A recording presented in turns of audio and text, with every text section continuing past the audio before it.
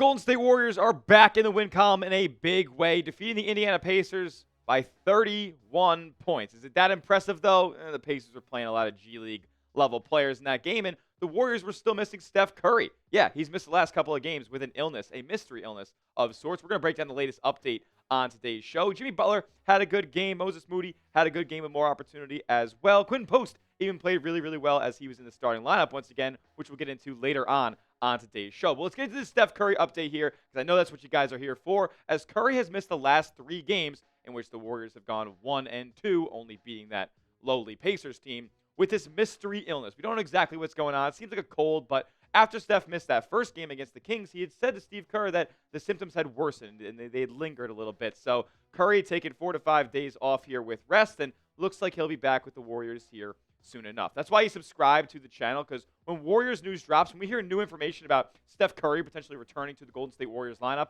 we are going to make a video when we hear the news. So subscribe and turn your notifications on so you never miss a moment here at Warriors Today, and join the 100,000 strong members of Dub Nation who have already hit that sub button.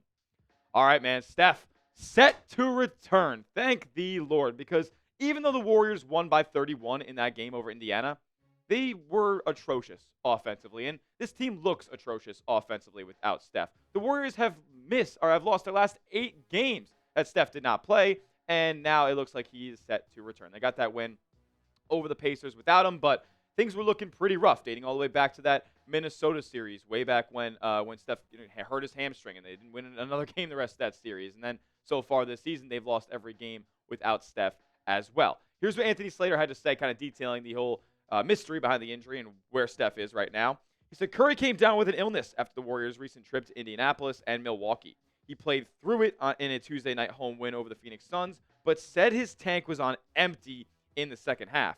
Curry stayed home during the Warriors' road losses at Sacramento on Wednesday and Denver on Friday.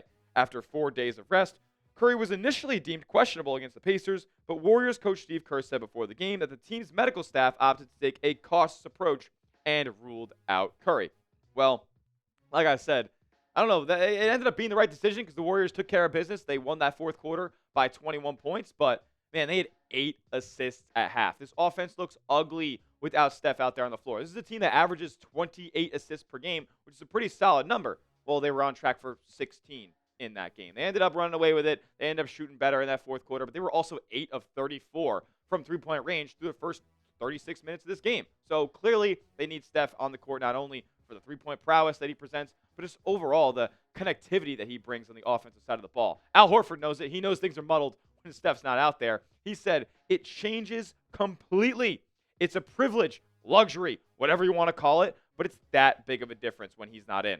And I know that it's the NBA and we have to find ways, but we can't wait for him to get back out there. Hopefully, it's on Tuesday. Well, Al Horford's hopes and dreams have been fulfilled here. Looks like Steph will be ready to go against the Oklahoma City Thunder on Tuesday. And it's unfortunate how much that he's still relied upon. When we look at this next, 7-game stretch for the Warriors, 6-game stretch for the Warriors here, they have 2 straight games on the road at OKC, then 2 straight games in San Antonio, and then they play Orlando and Miami as well. They play New Orleans. That should be a win. Crossing my fingers there. But these are some big-time games. Some of the Western Conference's giants up ahead of you. 4 straight games against 2 teams I think can win the West this season.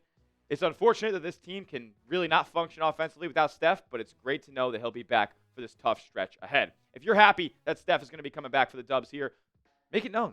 Drop a 30 in the comment section. There's never enough love that we can give to the guy who's put this Warriors franchise on his back for the last 15 years. If you're happy that he's back in the lineup, give me a 30 down in the comment section. All right, we got to talk about, what else this Steph Curry injury illness, I should say, has kind of caused Golden State here. It's caused some more rotation shuffling around as Steve Kerr has seen guys, perform at a high level, some guys perform at not such a high level. It feels like the rotation and actually the starting lineup as well is really coming to form here and is going to be finalized here. The Warriors starting lineup, we've gone back and forth. Is it going to be Brandin Podziemski? Is it going to be Quinton Post? I think we finally have our answer. We're going to tell you about it around the corner. First, I got to tell you guys about our sponsor, as today's show is brought to you by Prize Picks.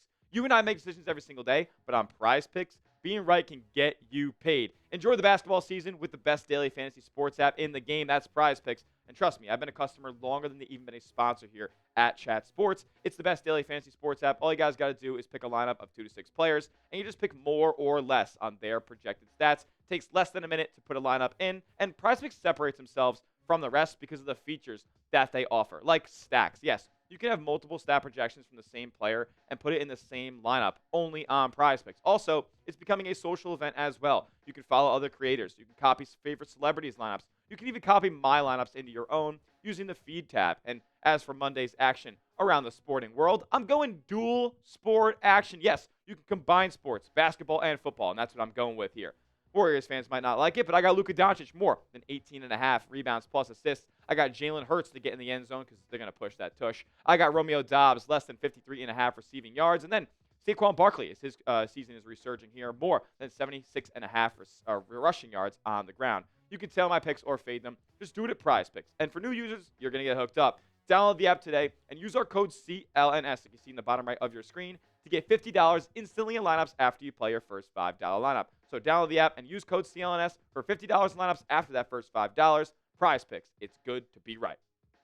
Your fifth starter has been revealed, and it's big man, Quinton Post. It seems like Quentin Post is going to be your starter here for the Golden State Warriors, I guess, for the foreseeable future. He started alongside Brandon Podziemski, Jimmy Butler, and Jonathan Kuminga and Draymond Green against the Pacers here, but that had kind of been something that Steve Kerr was jostling back and forth with. You know, against some teams, they're going to run Brandon Podziemski in the starting five. Against some others, they're going to try to run Quinton Post in the starting five alongside the Warriors stars, obviously with Curry in there as well. But it seems like Steve Kerr wants a little bit more consistency and just a little bit more of a finite starting lineup that he can go to every single night. Here's what he had to say about it.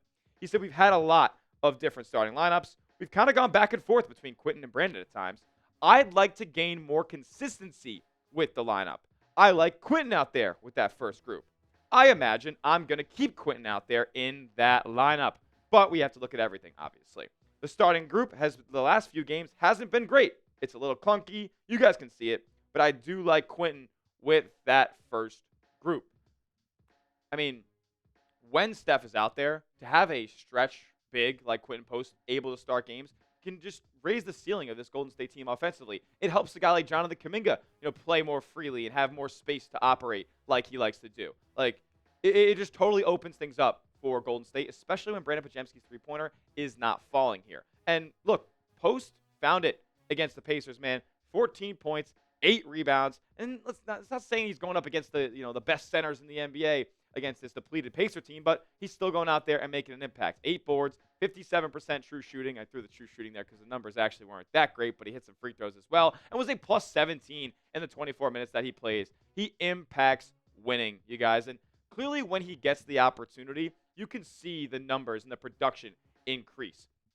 Coming off the bench so far this season, it's been, pretty up and down for the most part for Quinton Post. Only 5 points a game, 2.5 rebounds. He's shooting 30% from three-point range over those 5 games. I think the number is actually 3 for 10. And then when he becomes a starter and gets some more minutes and just gets more comfortable on the court, and he's probably playing with better ball players for the most part in these rotations, if he's going to be starting, 7.5 points a game, 6 rebounds. There we go, almost a block a night. And he's shooting a 41% clip from outside. It's consistent with Moses Moody, and it's consistent with Quinton Post. When these guys get a bigger opportunity in this Warriors lineup, they are going to produce more.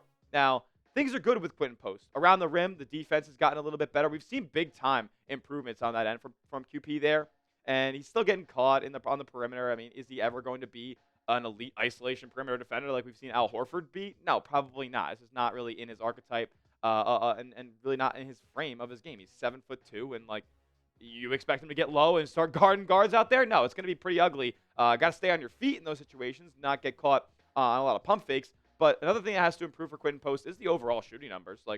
They're not great right now. He's shooting sub 40%. I think this is a guy who should operate around that 40% benchmark. Now, he has the green light. That volume's going to be up. So is the percentage going to be all the way up there? I don't know. But as it stands right now, I need Quinton Post numbers, if he's going to remain in that starting lineup, to be a little bit better and more efficient from the outside. With that being said, you guys decide for the starting lineup for me down in the comment section. If it's Brandon Podziemski, you think that starting lineup's a little bit better and you want maybe more of a small ball switchable look, give me a pods down in the comment section. But if you think the Warriors should be starting a stretch 5. And to keep Quinton Post in that starting lineup, give me a QP down in the comment section. I'm curious to see what Dub Nation thinks, as that will do it for today's show. Make sure you guys are subscribed to Warriors Today, youtube.com/WarriorsTV for the latest and greatest on your Dubs all season long. We will be live for that Thunder game on Tuesday, so if you're going to be live, give me a Go Dubs down in the comment section. I'll be replying and hearting every single one. We'll see you guys all then, and as always, let's go Dubs.